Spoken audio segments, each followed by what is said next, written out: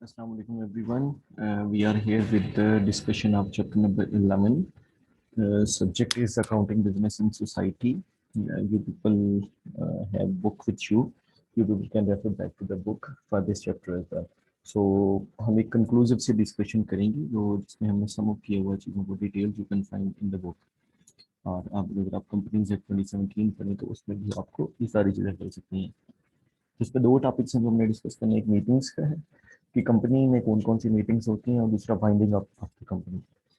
तो ये एक रिकैप है जो हम लोग जानते हैं कि इन 10 चैप्टर्स में हमने क्या पढ़ा. अगर आपको याद हो 10th चैप्टर जो है उसमें लास्ट जो टॉपिक था that was management of the company.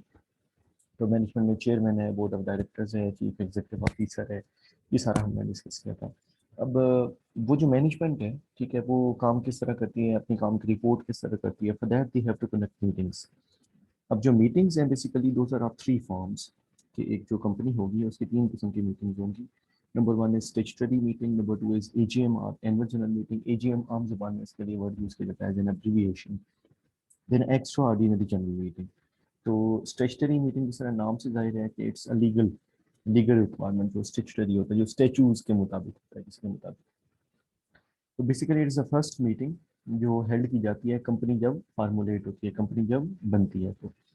तो कंपनी बनाने के इमीडिएटली बाद पहली मीटिंग में कॉल करना जरूरी होता है क्योंकि आपको पता है जो कंपनी बनाने वाले हैं दूसरा कॉल प्रमोटर्स और सब्सक्राइबर्स होते हैं जो एमओई पे साइन करते हैं. अब प्रमोटर्स और सब्सक्राइबर सेम हो सकते हैं बट ऑफन ऐसा होता है कि प्रमोटर्स प्रोफेशनल होते हैं तो सब्सक्राइबर्स जो हैं वो जो बेसिकली एमओए पे साइन कर रहे हैं या जो बेसिकली फाउंडिंग जो ओनर्स हैं बिजनेस के या डायरेक्टर्स जो बाद में बनते हैं वो होल्ड करते हैं अपना ऑफिस को फर्स्ट जनरल मीटिंग तक. तो फर्स्ट जनरल मीटिंग ज़रूरी है बुलाना जल्दी ताकि बिजनेस जो है वो प्रॉपर मैनेजमेंट के हाथ में आ सके ना कि बिजनेस बनाने वालों का. तो दैट इज वाई जो है स्टैट्यूटरी मीटिंग एक कंपनी की रिक्वायरमेंट है जो कंपनी ने इसको करना है लेकिन it is only required by a public limited company. Then ये कब बुलानी होती है? That is within 180 days of commencement certificate. जो आपको मिलता है वो आपको पता है किसको मिलता है. Not private limited rather public limited company है उसको कमेंसमेंट सर्टिफिकेट मिलता है. तो उसको 180 डेज के अंदर कमेंसमेंट सर्टिफिकेट की यानी 6 मंथ्स के अंदर अंदर तकरीबन बनते हैं या 9 मंथ्स जो है इनकॉर्पोरेशन के बाद. कि इनकॉर्पोरेशन आपको पता है इनकॉर्पोरेशन सर्टिफिकेट भी लेना होता है तो उसके 9 मंथ्स के अंदर जो उनमें से जल्दी आ जाएगा उससे पहले पहले ये मीटिंग करना जरूरी है. क्या ऑब्जेक्टिव्स होते हैं कि कंपनी अभी तक बन चुकी है ना, स्टार्ट हो चुकी है, प्रमोटर्स ने बनाई है, जो सब्सक्राइबर्स हैं उन्होंने साइन किया मुझे पे, तो अब वो अभी तक वो जो है बिजनेस को रन कर रही होगी. तो बिजनेस जो है उसकी प्रोग्रेस क्या है अभी तक, कितने शेयर सेल हो गए हैं, उसका हमारा नेचर ऑफ वर्क क्या है, ठीक है, फॉर्मेशन से रिलेटेड मैटर्स, हमारे प्लान्स क्या हैं फ्यूचर के, प्रमोटर्स कौन है और कंपनी की मैनेजमेंट अभी तक क्या है, इन सब के बारे में, ठीक है, इनको बारे में बताना, इन्फॉर्म करना जो है शेयर होल्डर्स को. That is the work. अब इसका नोटिस जो है वो 21 डेज पहले सर्व होना जरूरी है, ठीक है, मीटिंग से एटलीस्ट जो है. और वो ये सारे शेयर होल्डर्स को दिया जाएगा नोटिस क्योंकि पब्लिक लिमिटेड कंपनी का है तो पब्लिक का पता है आपको वो शेयर होल्डर्स होते हैं. देन स्टेचुटरी रिपोर्ट एक दी जाएगी. अब ये रिपोर्ट जो है बेसिकली सारी इंफॉर्मेशन इसके अंदर होती है जो अभी तक हो चुका है काम.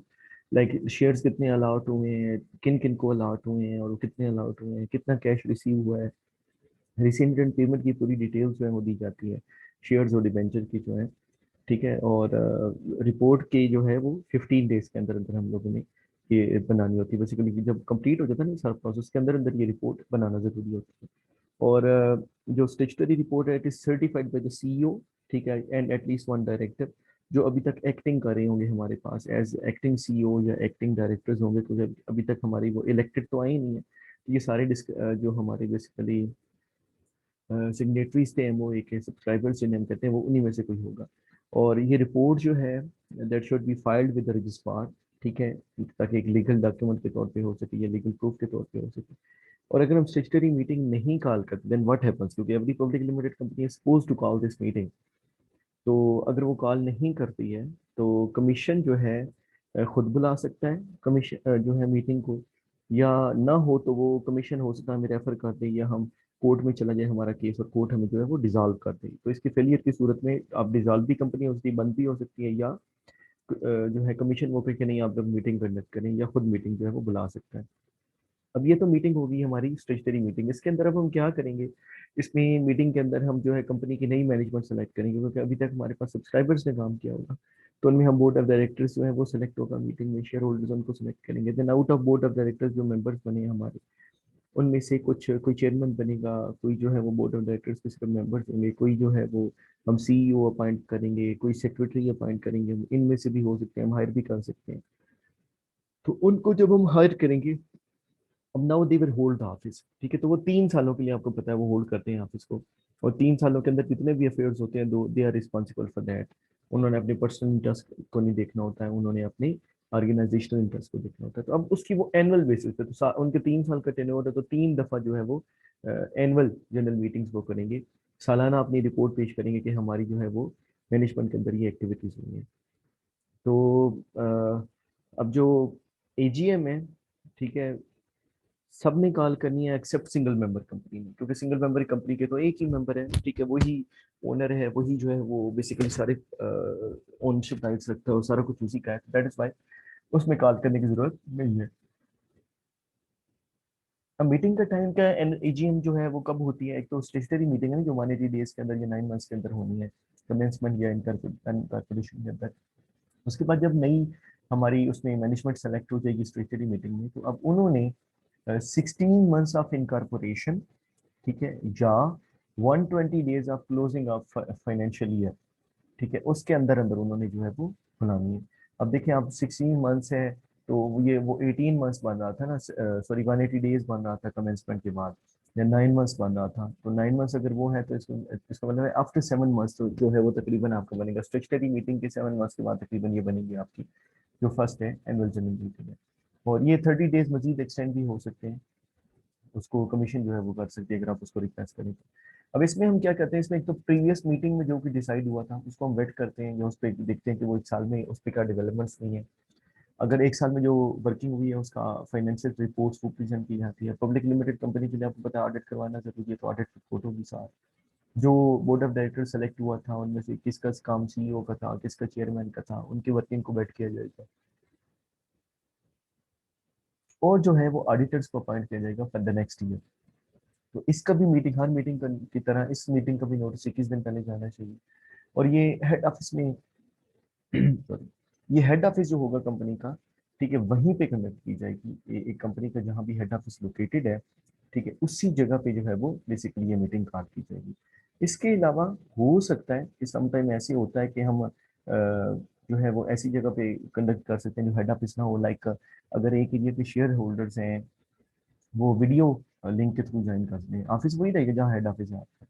अगर लेकिन उसके लिए ज़रूरी है कि 10% जो है वो पेड अप कैपिटल जो है उसके ओनर्स जो हैं वो अगर हों, ठीक है, तो फिर उस सूरत में जो है वो उसको ज्वाइन कर सकते हैं, ठीक है। तो video link is get another option. Proxy भी है, प्रॉक्सी के थ्रू भी आप ज्वाइन करते हैं, कोई और आपकी जगह पे अटेंडेंस लगा दे, आप अनाउंस करवा दें, तो ये सॉरी अच्छा, अगर एक कंपनी जो है सपोज डिफॉल्ट करती है मीटिंग को कंडक्ट करने में, in that case what would happen, तो उस केस के अंदर जो है आपको जो है वो जो डायरेक्टर्स होंगे वो रिस्पॉन्सिबल है ना मैनेजमेंट के, तो उनको लेवल 2 की जो है वो पेनल्टी या लेवल 1 की पेनल्टी हो सकती है। लेवल 1 की पेनल्टी और लेवल 2 की पेनल्टीज क्या है, ये डिफाइंड है बेसिकली कंपनीज एक्ट के पेज 302 के ऊपर। लाइक लेवल 1 है कि 25,000 रुपीज फाइन होता है, और पर डे जो है सर्टन कोई फाइन है वो भी हो सकता है। और मेरे ख्याल में 5 लाख रुपीज फाइन है फॉर लेवल 2, ठीक है, और 200 मिलियन है फॉर आई बिलीव सो जो है वो लेवल 3। तो ये लेवल 1 या लेवल 2 का उन्हें पनिशमेंट हो सकती है, फाइन हो सकता है।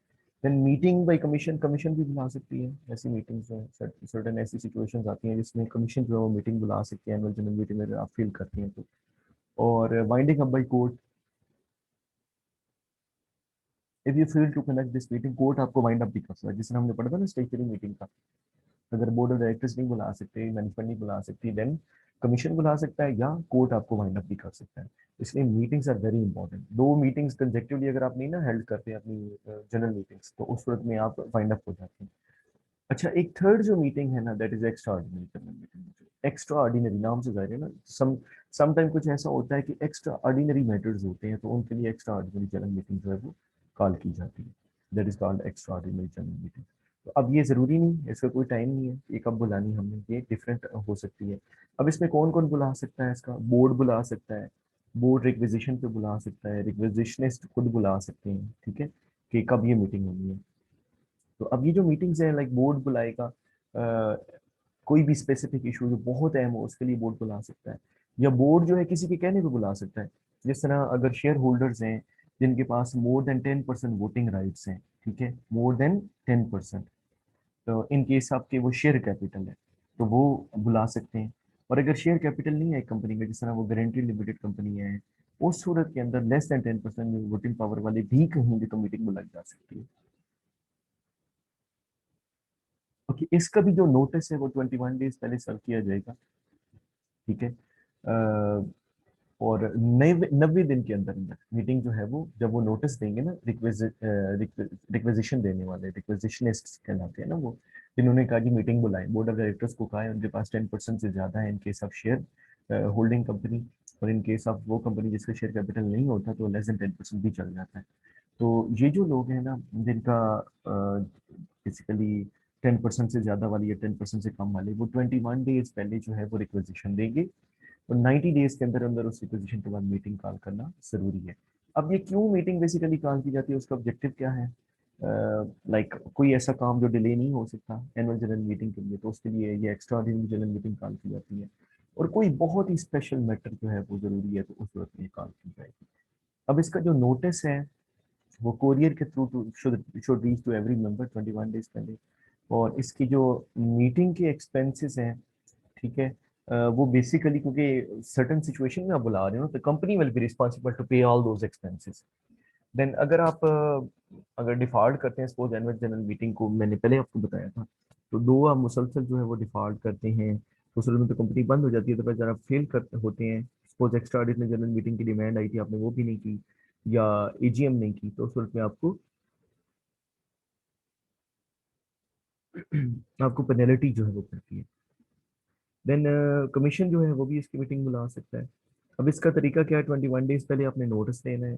देन पब्लिक लिमिटेड कंपनी के लिए कोरम क्या है मीटिंग का?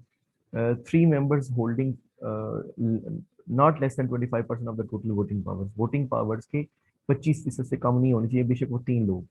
अगर दूसरी कंपनी है तो उनके लिए 2 मेंबर और उनके पास 25% से कम वोटिंग पावर ना हो। अदरवाइज आर्टिकल ऑफ एसोसिएशन जो है वो कोरम स्पेसिफाई कर सकता है।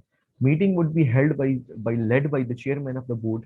अब जो चेयरमैन है सपोज वो नहीं आता मीटिंग, वो कहता है मैंने नहीं आना, I am not interested to become a chairman, 15 minute wait किया जाता है। उसके बाद उसकी जगह पे जो शेयर होल्डर्स हैं वो किसी एक को नॉमिनेट कर सकते हैं। कोई एक बंदा कह सकता है I am willing to be work as chairman, सारे बाकी विलिंग है तो उसको चेयरमैन सेलेक्ट कर लिया जाएगा।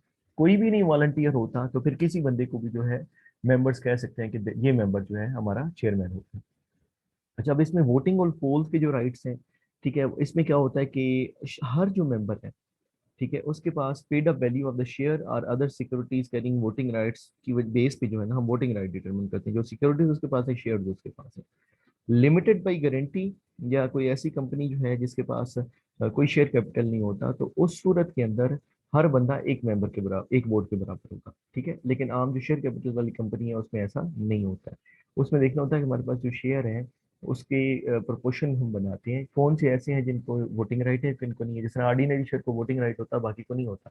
तो ऑर्डिनरी शेयर होल्डर्स जो हैं वो वोटिंग राइट रखते हैं, फिर हम उनमें प्रोपोर्शनली डिवाइड कर लेंगे वोट्स को। अब जो वोटिंग है वो बैलेटिंग में हो सकती है, वो ऑनलाइन आप करवा सकते हैं, आप कहेंगे मैं ऑनलाइन बैलेटिंग में शामिल होऊंगा, मेरा वोट यूँ कास्ट किया जाएगा, तो ये भी फैसिलिटी है। प्रॉक्सी जो है वो हो सकती है, एक बंदा आपकी जगह पे वोट कास्ट कर सकते हैं अगर आप उसको डिक्लेयर करो, ठीक है। और इसमें जो रेजोल्यूशन यूजुअली पास किए जाते हैं एक्स्ट्राऑर्डिनरी में, proposition, proposal, suggestion, any idea that is floated in the meeting and from which voting has been done for approval, the resolution could fall into two categories, ठीक है। बेसिकली रेजोल्यूशन में तो वो फैसला जो आपने किया, दो तरह के रेजोल्यूशन है, ऑर्डिनरी है और स्पेशल रेजोल्यूशन है। ऑर्डिनरी हम जाते हैं जिसमें सिंपल मेजोरिटी हो, 51% आपकी फेवर में हो, 39 बेशक आपके खिलाफ हो, तो सिंपल मेजोरिटी से हम करते हैं। स्पेशल रेजोल्यूशन होता है जब आपके पास कम से कम जो है वो 2/3 या 3/4 मेजोरिटी ऑफ वोट्स हो, 75% वोट्स आपके पास हो। तो ये खास तौर पे बहुत बड़े मैटर्स के लिए होता है, जिस तरह एमओए में चेंज है, एओए में चेंज है, कंपनी को स्टार्ट करना है, कंपनी को वाइंड अप करना है, तो जो स्पेशल मैटर्स होते हैं ना उनके लिए स्पेशल रेजोल्यूशन है। और ऑर्डिनरी जो रूटीन मैटर्स हैं, डिविडेंड कितना देना है, शेयर कितने देने हैं, ठीक है, छोटे मोटे काम जो हैं उनके लिए जो होगा वो सारा हमारा ऑर्डिनरी रेजोल्यूशन होगा। ओके, अब ये तो है हमारी मीटिंग्स की कंपनी एडमिनिस्ट्रेट कैसे होती है, चलती कैसे है, मैनेज कैसे होती है। अब कंपनी सपोज नहीं चल सकती, कंपनी फेल हो जाती है, कंपनी प्रॉपरली मैनेज नहीं होती, तो फिर हम वाइंड अप करेंगे कंपनी को। अब जो वाइंडिंग अप है वो तीन तरह की है। वॉलंटरी है, अब वॉलंटरीली डिसाइड करते हैं यार बस it's enough, we should end up our business. Compulsory है, कुछ ऐसी सिचुएशन है you are bound to actually dissolve और with wind up your company, आपको बंद करनी पड़ेगी। और समटाइम कोर्ट आपको कहता है, मजबूर करता है भाई बंद करो। अब वॉलंटरी जो है या कंपल्सरी जो है, ठीक है, ये यहाँ पे उन दोनों का कंपैरिजन है कि ग्राउंड्स कौन सी हैं कि जब हमारे पास वॉलंटरी होगी या हमारे पास जो है वो कंपल्सरी होगी। लाइक आपका कोई स्पेसिफिक पीरियड है वो एक्सपायर हो जाता है, उसके एक्सपायरी के पास के बाद आपको जो है वो वॉलंटरी वाइंडिंग अप करनी पड़ेगी। आपका जो है कोई सपोज सेकंड सिनेरियो ये हो सकता है कि आपके कोई इवेंट हो जाता है, उस इवेंट के बाद आप इसको कंटिन्यू नहीं रख सकते, ठीक है, उससे भी बंद हो सकती है। या स्पेशल रेजोल्यूशन की 3/4 मेजोरिटी आपके पास है, आपने उसमें डिसाइड किया कि हमने वाइंड अप करना है कंपनी को, उससे भी वाइंड अप हो सकती है। इसके मुकाबले में अगर आप देखें जो हमारी कंपलसरी वाइंडिंग अप है, कंपलसरी वाइंडिंग अप के अंदर जो है वो जो ग्राउंड्स हैं उनमें लाइक जनरल मीटिंग, आप होल्डिंग मीटिंग में स्टेशनरी मीटिंग हमने कॉल नहीं की 180 दिन के अंदर या 9 माह के अंदर, 180 दिन कमेंसमेंट के बाद और 9 माह जो है वो इनकारपोरेशन के बाद, अगर हमने नहीं कॉल की हम वाइंड अप हो सकते हैं। वो कंपलसरी मजबूरी हमें करना पड़ेगा। 2 कंसेक्टिव एनुअल जनरल मीटिंग्स हमने नहीं की, वो सूरत में भी हो जाएंगे। स्टेचुटरी रिपोर्ट हमने नहीं करवाई, वो सूरत में भी हम हो जाएंगे। ठीक है, अब हमें कमेंसमेंट सर्टिफिकेट मिला था, हमने बिजनेस स्टार्ट नहीं किया, हम वाइंड अप हो जाएंगे। स्पेशल रेजोल्यूशन में हमने फैसला किया है 3/4 मेजोरिटी के साथ, उससे भी हम वाइंड अप हो जाएंगे। या मेंबरशिप की तादाद वो कम हो जाती है। आपको पता है मेंबर्स सिंगल मेंबर कंपनी में एक होता है, प्राइवेट में मिनिमम 2 होते हैं, पब्लिक लिस्टेड में जो है वो 7 है और अनलिस्टेड में 3 है। तो अगर इनसे रिड्यूस हो जाते हैं फिर आपका बिजनेस तो नहीं रह सकता, दैट इज वाई देन आपको जो है वो वाइंड अप करना पड़ेगा। और अगर आप डेट पे करने के काबिल नहीं है, आपकी कंडीशन ऐसी, आप पे नहीं कर सकते, उस सूरत में भी आप जो है वो बेसिकली वाइंड अप हो सकते हैं। फिर इसके बाद दूसरा ऑप्शन है हमारे पास है वो अनलॉफुल बिजनेस का है। ठीक है, अनलॉफुल बिजनेस है, आपका बिजनेस अनलॉफुल हो जाता है, पहले वो जायज था बाद में अनलॉफुल हो गया गवर्नमेंट ने, जिस तरह अभी रिसेंटली गवर्नमेंट ने हेम्प जो है उसको अलाउ किया है। अब आप जो है वो भंग की काश्त शुरू कर देते हैं इंडस्ट्रियल नीड्स के लिए, आने वाली गवर्नमेंट जो है उसको बैन कर देती है। बिजनेस अनलॉफुल हुआ, आपको बंद करना पड़ेगा।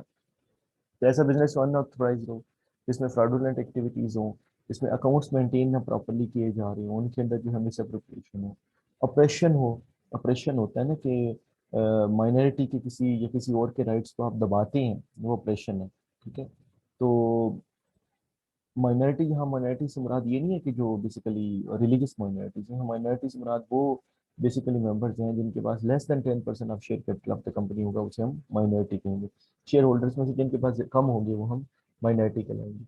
देन अगर आप लॉ को जो है वो अवॉइड करने के बजाय अवॉइड करते हैं, उससे भी हो जाता है। ठीक है, जिस तरह आप जो है एमओई ईओई जो है, तो उसके अंदर कुछ कंडीशंस आपने रखी हैं। ठीक है, एमओई, अब जारी बात है एमओई और ईओई को फॉलो करना वो लॉ है ना हमारी लिए, बहुत ज़रूरी है। तो उस सूरत में कंपनी वाइंड अप होती है, जब आपको करनी पड़ती है। ठीक है, आपकी जो है मेंबर्स जो है डायरेक्टर्स की बात नहीं मानते हैं। ठीक है, उस सूरत में कमीशन या रजिस्ट्रार जो है वो डिसाइड कर सकता है कि कंपनी को वाइंड अप कर दो, अदरवाइज यूजुअली वो कहते हैं कि आप इसको मैनेज करें। और अगर ये कंपनी लिस्टेड है और वो अनलिस्टेड हो जाती है, लेकिन वो डिक्लेयर ये होती है कि वो लिस्टेड कंपनी होगी, उस सूरत में जो है वो वाइंड अप हो सकती है। या एनी अदर इक्विटेबल काज है, कोई भी ऐसी रीजन जिसकी वजह से आपको लग रहा है यार बंद कर देनी चाहिए company, it should be winded up in that case. या रिवोकेशन ऑफ लाइसेंस है, आपको कोई लाइसेंस मिला हुआ था सर्टेन, उस सूरत में भी, जैसे आपको पता है हमने डिस्कस किया था कि हमें बेसिकली लेटर लेना पड़ता है या अप्रूवल लेना पड़ती है रिस्पेक्टिव मिनिस्ट्री से। उन्होंने आपको लेटर दिया है, वो रिवोक हो गया, कैंसिल हो गया, तो उस सूरत में जो हमारा होगा कंपनी जो है वो वाइंड अप हो जाएगी। ये हमारी कंपलसरी वाइंडिंग अप है। ठीक है, जिस तरह हम इसको करते हैं, किस तरह होता है, ये सारा इसमें डिस्कस हुआ है। अब प्रोसीजर क्या है, यहाँ पे आपको दो तरह की वाइंडिंग अप का नजर आ रहा है, वॉलंटरी वाइंडिंग अप और कंपलसरी वाइंडिंग अप। देखिए हमने तीन तरह की पढ़ी है ना वाइंडिंग, वॉलंटरी है, कंपलसरी है और अंडर कोर्ट है। तो वॉलंटरी और कंपलसरी की यहाँ पे है, जो वॉलंटरी है वो दो तरह की है, मेंबर्स वॉलंटरी वाइंडिंग अप और creditors voluntary winding up. Members जो है वो आपको पता कौन होते हैं, जो इंटरनल हमारे share holders letter become members. और क्रेडिटर्स वो हैं जिनके हमने पैसे देने होते हैं, तो अगर इन दोनों की सूरत में हम जो है वाइंड अप कर सकते हैं। जिस तरह एक कंपनी है वो फैसला करती है कि हम सॉल्वेंट हैं, हम पैसे दे सकते हैं, लेकिन हम कंपनी को बंद करना चाहते हैं, तो वो मेंबर्स डिसाइड करेंगे। लेकिन अगर एक कंपनी जो है वो इस काबिल नहीं है कि वो लोन को दे सके, रीपे कर सके, तो उस सूरत में क्रेडिटर्स आ जाती हैं, और क्रेडिटर्स कहते हैं जिस कंपनी को वाइंड अप होना चाहिए इन्होंने हमारे पैसे देने, ये हमारा क्रेडिटर्स वाइंडिंग अप कहलाता है। अब हम इसको बारी बारी जो है वो डिस्कस करते हैं। जिस तरह हमारा जो वॉलंटरी वाइंडिंग अप है, वॉलंटरी वाइंडिंग अप के अंदर सबसे पहला काम क्या होता है, इसमें जो है वो मेंबर्स ने डिक्लेरेशन ऑफ सॉल्वेंसी करनी है। सेक्शन 351 है कि हमारी कंपनी सॉल्वेंट है, हम पैसे दे सकते हैं, ठीक है, और हम इस काबिल हैं कि हम लोन को रीपे करें। घबराना नहीं किसी ने लेकिन हम अपने बिजनेस को जो है वो वाइंड अप कर रहे हैं, तो वाइंड अप कर रहे हैं, पैसे हैं तो हम आपको वापस कर देंगे। ठीक है, तो अब ये जो डिक्लेरेशन है should be made at least 5 weeks before winding up resolution. ठीक है, उससे पहले करना है आपने। देन रेजोल्यूशन आप पास करेंगे वाइंडिंग अप का। ठीक है, तो अब ये बहुत बड़ा डिसीजन है बिजनेस को क्लोज करने का, तो इसके लिए कौन सा रेजोल्यूशन रिक्वायर्ड होगा, that will be special resolution. तो that resolution should be published within 10 days of the resolution. 10 दिन के अंदर अंदर वो पब्लिश होना चाहिए, इंग्लिश और उर्दू न्यूज़पेपर में। अब क्योंकि हम अपनी तरफ से बिजनेस को वाइंड अप कर रहे हैं, जब हमने डिक्लेयर कर दिया हम वाइंड अप कर रहे हैं, तो इसके अंदर जो डायरेक्टर्स होते हैं उनका काम सीज हो जाता है, खत्म हो जाता है। तो अब जो है वो डायरेक्टर्स ने क्या करना है, क्योंकि वो खुद अपनी मर्जी से कर रहे हैं, वॉलंटियरली कर रहे हैं, उन्होंने एक बंदा अपॉइंट करना है जो न्यूट्रल होगा, जो कंपनी को बेचेगा, जिसका जो हक बनता है उसको देगा और कंपनी की चीजों को सेटल कर देगा, उसे हम कहते हैं लिक्विडेटर। ठीक है, तो अपॉइंटमेंट ऑफ लिक्विडेटर होगी। अच्छा, अब जो अपॉइंटमेंट ऑफ लिक्विडेटर है, उसके बाद बोर्ड ऑफ डायरेक्टर्स की पावर खत्म हो जाएगी, और लिक्विडेटर को अपॉइंट जब किया जा रहा है तो उसकी फिर बेसिकली रेमुनरेशन भी डिसाइड किया जाएगा कि उसको हमने कितनी पेमेंट करनी है।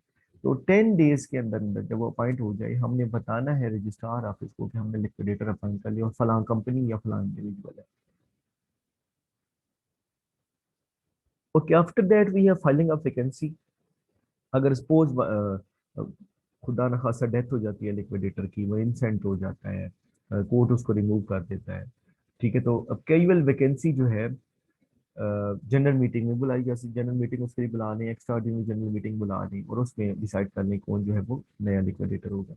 अच्छा, फिर उसके बाद लिक्विडेटर जो है वो क्रेडिटर्स की मीटिंग अरेंज करवाता है। ठीक है, लेकिन ये उस सूरत में होती है जब वो इस काबिल ना कंपनी हो कि वो क्रेडिटर्स को पैसे पे कर सके, तो हमने क्रेडिटर्स को एक रियल पिक्चर दिखानी होती है, that is why meeting is held for the creditors, उनके लिए कॉल की जाती है। अच्छा, फिर उसके बाद जो लिक्विडेटर होगा, इन केस के वो ऊपर वाला केस नहीं होता है, तो अगर उसको एक से ज्यादा ईयर लग रहा है कि प्रोसेस होने में लग जाना है, कंपनी के डिसॉल्व होने में या कंपनी के वाइंड अप होने में, तो वो एजीएम जरूर कॉल करेंगे। ठीक है, और जब एक ईयर कंप्लीट हो जाएगा ना, उसके 60 दिन के अंदर अंदर, जब 1 ईयर कंप्लीट हो जाएगा, 60 डेज के अंदर अंदर उन्होंने बेसिकली ये एक एनुअल जनरल मीटिंग ही बन जाएंगी ना, तो उसके अंदर जो है उन्होंने बिल्कुल नोटिस उसी तरह सर्व करने हैं जिस तरह डायरेक्टर सर्व करते थे 21 दिन पहले। ठीक है, लोगों को बताई जाती थी, चीजें भेजी जाती हैं, ऑडिट रिपोर्ट, डॉक्यूमेंट, सारी चीजें, साल में क्या हुआ, क्या प्रोग्रेस हुई। अब यहाँ पे लिक्विडेटर है, बोर्ड ऑफ डायरेक्टर्स तो नहीं है ना, तो उन्होंने सारी प्रोग्रेस बतानी है, बिजनेस के सेल का क्या स्टेटस है, एसेट्स कितने सेल हो गए, कितने अमाउंट रियलाइज हो गई है, कितनी पेमेंट हो गई है, तो उनके income and expenditure account completely बनेगा। देन उसके बाद जो है वो फाइनल मीटिंग है। फाइनल मीटिंग के अंदर जो है उसके अंदर सारे मेंबर्स को वो बुलाएंगे, और उसमें रिसीट एंड पेमेंट की कंप्लीट जो पिक्चर है उनके सामने रखी जाएगी। तो अब उसमें ऑडिटेड अकाउंट्स भी रखे जाएंगे। ठीक है, अब वो जो ऑडिटेड अकाउंट्स कंप्लीट है वो 21 दिन पहले सारे मेंबर्स को जो है वो डिस्ट्रीब्यूट कर दिए जाएंगे, शेयर होल्डर्स को। ठीक है, अब जो याद रखिएगा, जब एक कंपनी डिसॉल्व होने लगती है तो शेयर होल्डर्स, जिस तरह डायरेक्टर्स खत्म हुआ है उसकी जगह पे लिक्विडेटर आ गया है, तो जो शेयर होल्डर्स हैं उनको शेयर होल्डर्स अब हम नहीं कहते, उनको हम कहते हैं कंट्रीब्यूटर्स, वो कंट्रीब्यूट कर रहे हैं सिर्फ। तो अब जब सारा कुछ बेच दिया लिक्विडेटर ने, वो क्योंकि कंपनी डिसॉल्व होनी है, वो वही रिपोर्ट जो है रजिस्ट्रार को देते हैं। ठीक है, रजिस्ट्रार को फॉरवर्ड की जाती है 1 हफ्ते के अंदर अंदर, जब वो फाइनल मीटिंग कर लेते हैं। एंड आफ्टर दैट जो है रजिस्ट्रार एक लेटर इशू करते हैं कि the company is winded up, वो खत्म होती है। अब ये तो वो सिनेरियो है ना जब कंपनी सॉल्वेंट है, लेकिन एक सिनेरियो ऐसा भी होता है जब कंपनी इनसॉल्वेंट हो जाए, उस इस काबिल ही नहीं है कि वो सॉल्वेंसी शो करे कि हम पैसे पे बैक कर सकते हैं। उस सूरत के अंदर क्या होता है, उस सूरत में जो क्रेडिटर्स होते हैं वो, क्योंकि उनके पैसे डूब रहे हैं उन्हें नजर आ रहा है, वो आके जो है वो कंपनी के ऊपर जो है अपना थोड़ी सी ओनर जो है राइट है क्रेडिटर्स के, वो अडेप्ट करते हुए कहते हैं ये कंपनी को डिसॉल्व करें। ठीक है, तो उस सूरत में मेंबर्स की मीटिंग कॉल की जाती है। सबसे पहले पहला स्टेप ये किया जाता है। फिर उसके बाद मीटिंग ऑफ क्रेडिटर्स होता है, जो क्रेडिटर्स हैं वो मिलते हैं आपस में। ठीक है, अब जो डिसीजन है कि कंपनी को हमने डिसॉल्व करना है, वो उसके लिए मीटिंग होती है ना, आपको उस मीटिंग में स्पेशल रेजोल्यूशन होगा। ठीक है, तो अब वो जो है उसमें कंपनी यूजुअल होती है, जिस तरह पहले मेंबर्स की मीटिंग हुई है ना, मेंबर्स मिले उन्होंने रेजोल्यूशन पास किया, तो वो स्पेशल रेजोल्यूशन होगा कि तो कंपनी को बंद करना है, तो 14 डेज के अंदर अंदर जो है वो क्रेडिटर्स की मीटिंग हमने कॉल करनी है। और जो है वो 7 दिन कम से कम पहले जो है वो नोटिस पहुंचना क्रेडिटर्स को जरूरी है, और अखबार में भी वो पब्लिश किया जाता है, एक उर्दू और एक इंग्लिश के अंदर। तो उसके बाद उनको फाइनेंशियल स्टेटमेंट्स प्रेजेंट की जाती हैं, उसमें बताया जाता है क्रेडिटर्स के क्लेम्स कितने हैं। ठीक है, और इसके अलावा जो एसेट्स कितने हैं हमारे पास, उनका कंपैरिजन होता है पूरा। देन उसके बाद क्रेडिटर्स को भी, यहाँ पे हम सारा कुछ क्रेडिटर्स को दे रहे हैं तो वो अपॉइंट करते हैं यहाँ पे। ठीक है, लेकिन डायरेक्टर्स का रोल भी इसके अंदर ऑफ कोर्स होता है, तो डायरेक्टर और क्रेडिटर्स जो है मिलके जो है वो लिक्विडेटर को अपॉइंट करते हैं। अगर सपोज लिक्विडेटर जो है वो नहीं करता, ठीक है, तो उस सूरत में जो है कौन होगा, डायरेक्टर्स रिस्पॉन्सिबल होंगे। अगर डायरेक्टर नहीं करता तो लिक्विडेटर रिस्पॉन्सिबल होंगे, ये नहीं कि दोनों में से एक जो है वो पीछे हटता है तो वो दूसरा रिस्पॉन्सिबल हो जाएगा, और उसके बाद राइट है कि वो उसको अपॉइंट कर सकता है। अगर दोनों में डिफरेंस ऑफ ओपिनियन हो तो किस सोचें किसके पास राइट है। अब किसके पैसे डूब रहे हैं, क्रेडिटर के डूब रहे हैं, तो क्रेडिटर के पास राइट है कि वो जो है अपॉइंट करेगा इन case of creditors voluntary minding. उसके बाद रेमुनरेशन उसका डिसाइड किया जाएगा, क्रेडिटर्स करेंगी। ठीक है, कोड भी कर सकता है, और जो फिक्स रेमुनरेशन होगा वो इंक्रीज नहीं हो सकता। हाँ, मंथली अलाउंस हो सकता है, ठीक है, लेकिन वो 1 ईयर के लिए मिलता है। उसके बाद फाइलिंग ऑफ वैकेंसी, अगर सपोज कोई छोड़ के चले जाता है लिक्विडेटर, खुदा ना खासा डेथ हो जाती है, इंसेंट हो जाता है, कोई और इशू फैमिली के होते हैं, वो कंटिन्यू नहीं कर सकता, तो फिर हम थोड़ा जितना रिमेनिंग पार्ट है उसके लिए उस वैकेंसी फिल करेंगे। फिर मीटिंग होगी उसी तरह जिस तरह पहले हमें डिस्कस करते हैं, ईयरली मीटिंग। अगर एक से ज़्यादा साल लगना है हमें लिक्विडेशन करते हुए, तो फिर लिक्विडेटर जो है वो मीटिंग कॉल करेगा। ठीक है, और वो जो मीटिंग है बिल्कुल जो ऊपर हमने कंडीशन पढ़ी थी 60 डेज वाली, उस तरह मीटिंग का नोटिस सर्व होगा, मीटिंग कॉल की जाएगी। उसमें सारी progress, income and expenditure account यानी रिसीट एंड पेमेंट अकाउंट उनका रिकॉर्ड होगा सारा। After that we have final meeting, जिसमें सारे कुछ जो हुआ है पहले वो बताया जाता है, और जो है वो कंपनी को वाइंड अप कर दिया जाता है। तो उसके बाद हमने क्या करना है, हमने रजिस्ट्रार को, क्योंकि हमने हमारी कंपनी अगेन क्लोज हो रही है तो स्पेशल रेजोल्यूशन बना है, तो उसके थ्रू हमें सारे डॉक्यूमेंट भेजने हैं रजिस्ट्रार ऑफ कंपनीज को, और वो जो है वो 90 डेज के अंदर अंदर जो है डिसॉल्व जो है वो करने का सर्टिफिकेट देता है आपको, तो कंपनी आप अपनी बंद कर सकते हैं। अब ये तो है कंडीशंस या कुछ जो है बेसिकली वॉलंटरी या कंपल्सरी माइनिंग अप के बारे में। अब जो कंपल्सरी माइनिंग अप है, इसका जो प्रोसीजर है वो थर्ड स्टेप, आप देखिए ना थर्ड कॉलम में आपको नजर आ रहा होगा। अब ये जो है इसका पूरा जो प्रोसीजर है उसमें सबसे पहले अपॉइंटमेंट ऑफ लिक्विडेटर, क्योंकि ये आपकी कंपलसरी वाइंडिंग अप है, तो इसमें सोचने वाली तो बात ही कोई नहीं, आपने काम ही ऐसा किया है जिसकी वजह से कंपनी बंद हो रही है, तो सबसे पहले हमने लिक्विडेटर को अपॉइंट करना है। अब यहाँ पे कौन करेगा बेसिकली, क्योंकि हमारी सिचुएशन ऐसी होगी, हमने कोई ऐसा काम कर दिया जो एक्सेप्टेबल नहीं है, तो यहाँ पे कोर्ट करे। देन कमिटी ऑफ इंस्पेक्शन होगी इसमें, the liquidator should call separate meeting of contributors and creditors. अब जो लिक्विडेटर है ना वो सारे स्टेक होल्डर्स को बुलाएगा, जो हमारे कंट्रीब्यूटर्स हैं, जहाँ कंट्रीब्यूटर्स कौन है मैंने बताया था, शेयर होल्डर्स है। कंपनी जब डिसॉल्व होने लगती है तो शेयर होल्डर्स बिकम कंट्रीब्यूटर्स। ठीक है, तो अब जो कंट्रीब्यूटर्स और क्रेडिटर उन सबकी मीटिंग कॉल की जाएगी, और जो है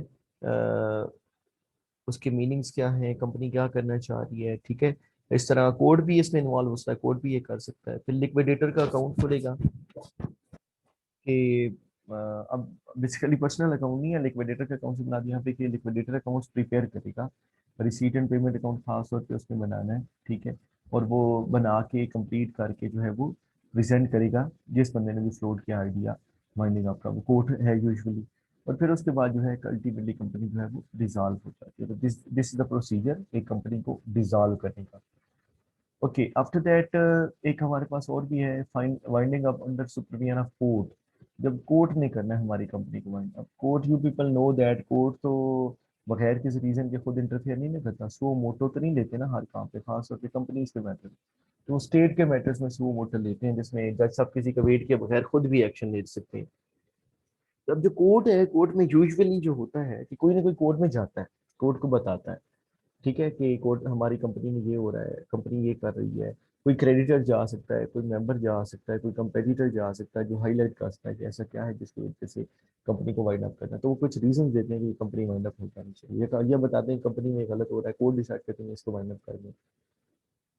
तो it is in interest of stakeholders, ठीक है। अब इसमें जो सुपरविजन ऑर्डर्स हैं उसका क्या इफेक्ट है बेसिकली, तो इसमें आपको नजर आ रहा होगा, the effect of supervision order is are as follows. The court has powers to appoint an official liquidator. कौन करेगा? कोर्ट, क्योंकि यहाँ पे सारी की सारी इन्वॉल्वमेंट कोर्ट की है। The liquidator has same powers as in case of voluntary winding up, यानी वॉलंटरी वाइंडिंग अप में जो उसकी पावर्स है वही है, लिक्विडेटर वही है, मीटिंग वो होल्ड करेगा। शेयर होल्डर्स की डेजिग्नेशन खत्म, डायरेक्टर का डेजिग्नेशन खत्म, यहाँ पे कौन है? सिर्फ जो लिक्विडेटर है। The court has the same power as in case of winding up by court, ठीक है, यहाँ बिल्कुल वही पावर्स में वाइंडिंग अप में। But the supervision order for the winding up is all purposes including stay, suits and fees and other procedures, ठीक है। तो अब इसमें सारे पर्पज हैं कि हमने स्टे करना है, हमने जो भी अडेप्ट करना है, सारी का सारी जो प्रोसीजर है is dependent upon supervision of court. अब जो कोर्ट है, court decide that. Okay, after ये हमारा जो है बेसिक प्रीमाइज है। अब देखिए, आप हमने जो इसमें डिस्कस किया बच्चों, वो दो चीजें हैं। एक कंपनी मीटिंग्स हैं, तीन तरह की मीटिंग्स हैं। स्टेशनरी कंपनी अगर हम समझ करें तो जब कंपनी नई बनती है तो एक पब्लिक लिमिटेड कंपनी को स्टार्ट में जो पहली मीटिंग जरूरी है कॉल करना, 180 डेज ऑफ कमेंसमेंट या 9 मंथ्स ऑफ इनकॉर्पोरेशन, वो जो है स्टेशनरी मीटिंग है। फिर एनुअल जनरल मीटिंग जो एनुअली बेसिस पे होती है, और एक्स्ट्रा ऑर्डिनरी के कोई एक्स्ट्रा ऑर्डिनरी हालात होते हैं सूरत में जो जंगी बुनियादों पर कॉल की जाती है एक्स्ट्रा ऑर्डिनरी। वाइंडिंग अप है, कंपनी को बंद करना है। तीन ऑप्शन है, अपनी मर्जी से करते हैं, कोर्ट की मर्जी से करेंगे, जब वो करेंगे वो सख्ती होगी, सारी बात है। और तीसरा जो है वो हालात को देखें, अगर जरूरी हो गया वाइंड अप करना तो वाइंड अप करेंगे। These are the conditions. We are done with chapter number 11। इसकी लास्ट स्लाइड को आप जरूर देखें, दैट्स वेरी इंपॉर्टेंट। तो we people will be having a quiz in first class of the next. Thank you so much बच्चों, stay blessed, अल्लाह keep you safe and healthy. तो अल्लाह हाफिज़ बच्चों।